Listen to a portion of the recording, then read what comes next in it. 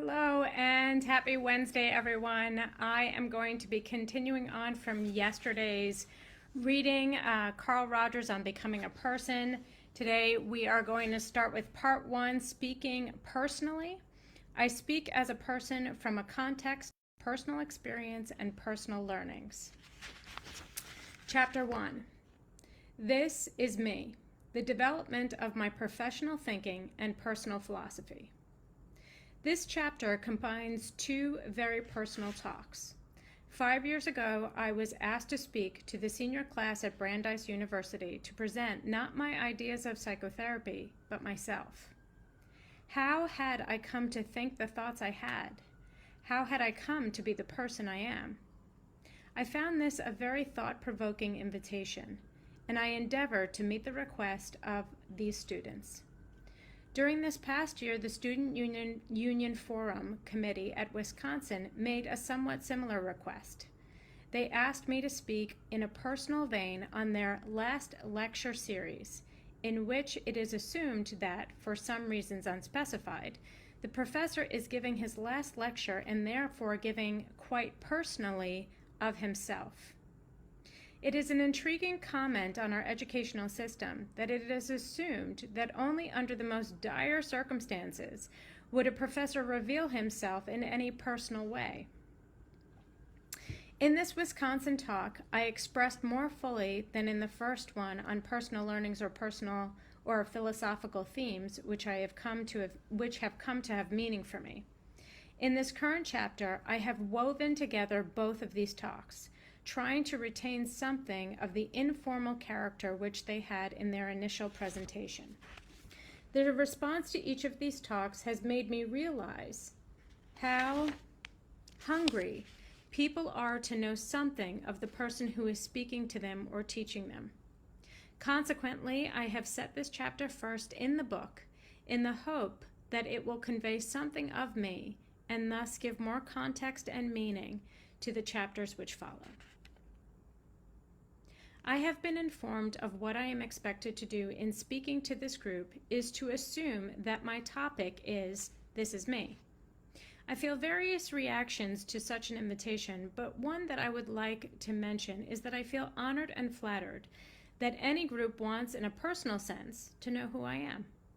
I can assure you it is a unique and challenging sort of invitation, and I shall try to give to this honest question an honest an answer as I can. So who am I? I am a psychologist whose primary interest for many years has been in psychotherapy. What does that mean? I don't intend to bore you with a long account of my work, but I would like to take a few paragraphs from this preface to my book, Client-Centered Therapy, to indicate in a subjective way what it means to me. I was trying to give the reader some feeling for the subject matter of the volume and wrote as follows. What is this book about? Let me try and give you an answer which may, to some degree, convey the living experience that this book is intended to be. This book is about the suffering and the hope, the anxiety and the satisfaction with which each therapist counseling room is filled. It is about the uniqueness of the relationship each therapist forms with each client, and equally about the common elements which we discover in all these relationships. This book is about the highly personal experiences of each one of us.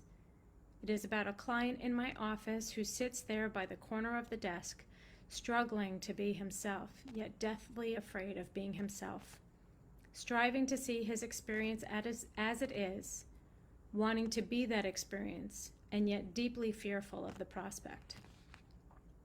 This book is about me, as I sit there with that client facing him, participating in that struggle as deeply and sensitively as I am able. It is about me as I try to perceive his experience, and the meaning and the feeling and the taste and the flavor that it has for him. It is about me as I bemoan my very human fallibility in understanding that client and the occasional failures to see life as it appears to him, failures which fall like heavy objects across the across the intricate, delicate web of growth which is taking place. It is about me as I rejoice at the privilege of being a midwife to a new personality, as I stand by with awe at the emergence of a self, a person, as I see a birth process in which I have had an important and facilitating part. It is about both the client and me, as we regard with wonder the potent and orderly forces which are evident in this whole experience, forces which seem deeply rooted in the universe as a whole.